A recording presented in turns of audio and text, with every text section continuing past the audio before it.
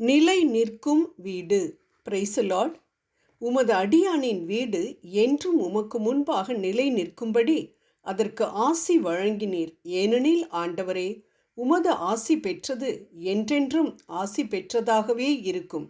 1 குறிப்பேடு 1 நாளாகமம் 17:27. இதை சொன்ன தாவீது ஒரு அரசர்.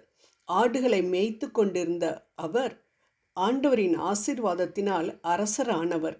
ஆண்டவருக்கு முன்பாக நிலை நிற்கும்படி, அது ஆசீர்வாதத்தினால் நிலை நிற்கும்படி ஆண்டவர் அதற்கு ஆசி வழங்கினார் என்று சொல்கிறார்.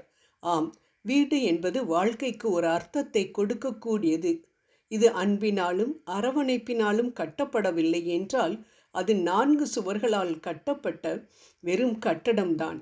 ஆனால் இந்த வீடானது எப்பொழுதும் சந்தோஷத்தினால் நிரம்பி காணப்பட வேண்டும் என்றால் அது ஆண்டவரால் ஆசீர்வதிக்கப்பட்டிருக்க வேண்டும் என்று தாவீது இங்கு கூறுவதை நாம் பார்க்கின்றோம். ஆம் அன்பானவர்களே, நமது வீட்டில் ஆசீர்வாதம் இன்று போய் நாளை மறைகின்ற ஆசீர்வாதம் அல்ல, நிலை நிற்கும் ஆசீர்வாதம் காணப்பட வேண்டும்.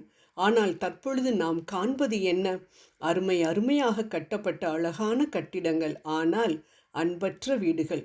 ஏதோ பணக்காரர்கள் மட்டும்தான் சந்தோஷமின்றி இருக்கிறார்கள் என்று சொல்லிவிட முடியாது. ஓடுகளினால் வேயப்பட்ட வீடாக இருந்தாலும் சரி, தென்னம் கீற்றுகளினால் வேயப்பட்ட வீடாக இருந்தாலும் சரி, மாட மாளிகையானாலும் இதே கதிதான். அன்பா? கிலோ என்ன விலை? சமாதானமா? அப்படி என்றால் என்ன என்று கேட்கும் மனிதர்களை உள்ளடக்கிய வீடுகளைத்தான் தற்பொழுது நாம் பார்த்து கொண்டிருக்கின்றோம். ஏனெனில் நாம் ஆண்டவருக்கு முன்பாக நிலை நிற்கும்படியான ஆசீர்வாதத்தை கேட்காமல் உலகத்திற்கு முன்பாக நிலை நிற்கும்படியான ஆசீர்வாதத்தை விரும்பி அதன் பின்னால் ஓடுவதால்தான் 4 பேருக்கு முன்பாக தலை நிமிர்ந்து நடக்கக்கூடிய அளவில் சொத்து சேர்க்க வேண்டும், பிள்ளைகள் நன்றாக படித்து நல்ல வேலையில் அமர்ந்திருக்க வேண்டும் என்பது போன்ற உலக பிரகாரமான ஆசீர்வாதங்களுக்கு பின்பாகவே ஓடிக்கொண்டிருப்பதனால்தான் ஆண்டவருக்கு முன்பாக என்றும் நிலை நிற்கும்படியான ஆசீர்வாதத்தை நாம் பெற்றுக்கொள்ள முடியவில்லை. நமது உலக பிரகாரமான சந்தோஷமும் காற்று போன பலூன் போல சிறிது காலத்திலேயே மறைந்து விடுகிறது. நேற்று வசதியாக இருந்தவர்கள் இன்று சாப்பாட்டிற்கே வழியில்லாமல் தவிப்பதை பார்க்கும் பொழுது பணம் ஒருவனுக்கு நிரந்தரமான சந்தோஷத்தை கொடுக்க முடியாது என்று அறிந்து கொள்ளலாம். திடகாத்திரமான மனிதன் திடீரென்று விபத்தில் இறப்பதை பார்க்கும் பொழுது நற்சுகமும் நிரந்தர சந்தோஷத்தை கொடுக்கும் என்று சொல்ல முடியாது. பெரிய பதவியில் இருக்கும் பொழுது சல்யூட் வாங்கும் மனிதர்கள் பதவி போன அடுத்த நாளே கண்டுகொள்ளாமல் நடத்தப்படுவதை பார்க்கும் பொழுது பதவியும் நிரந்தர சந்தோஷத்தை கொடுக்காது என்று புரிந்து கொள்ளலாம். ஆக நாம் எதையெல்லாம் சந்தோஷத்தை கொடுக்கும் என்று நினைத்து கொண்டிருக்கின்றோமோ அவையெல்லாம் தற்காலிகமானதுதான். நிரந்தரமான சந்தோஷத்தை கொடுக்க முடியாது என்பதுதான் அப்பட்டமான உண்மை. நமது வாழ்க்கையை ஆராய்ந்து பார்த்தோம் என்றால் நமது தேவைகள் உண்பதிலும் உடுத்துவதிலும் வசிப்பதிலும் தான் காணப்படுகின்றன. இவைகள் சந்திக்கப்பட வேண்டும் என்று இதன் பின்பாக தான் ஓடிக்கொண்டிருக்கின்றோம். ஆனால் நம் ஆண்டவர் மத்தேயு 6:33 சொல்வது என்ன? எதை உண்போம், குடிப்போம், அணிவோம் என்று கவலை கொள்ளாதீர்கள். அனைத்திற்கும் மேலாக விண்ணக தந்தையின் ஆட்சியையும் அவருக்கு ஏற்புடையவற்றையும் நாடுங்கள். அப்பொழுது இவை அனைத்தும் உங்களுக்கு சேர்த்து கொடுக்கப்படும்.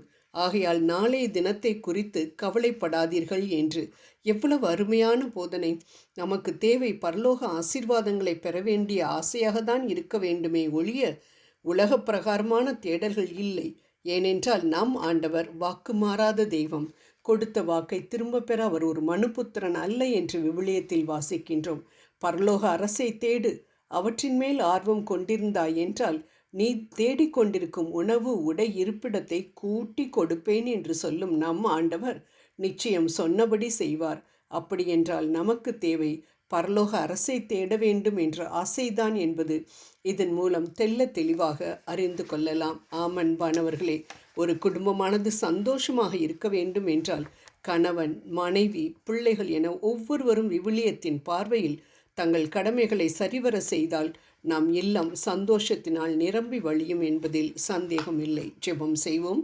குடும்பத்தை ஆசையோடு நிறுவின அன்பு தெய்வமே, நாங்கள் குடும்பமாக உம்மை நேசிக்கவும் உமக்கு சாட்சியாக நாங்கள் வாழவும் எங்களுக்கு தேவையான கிருபையை தருளும்.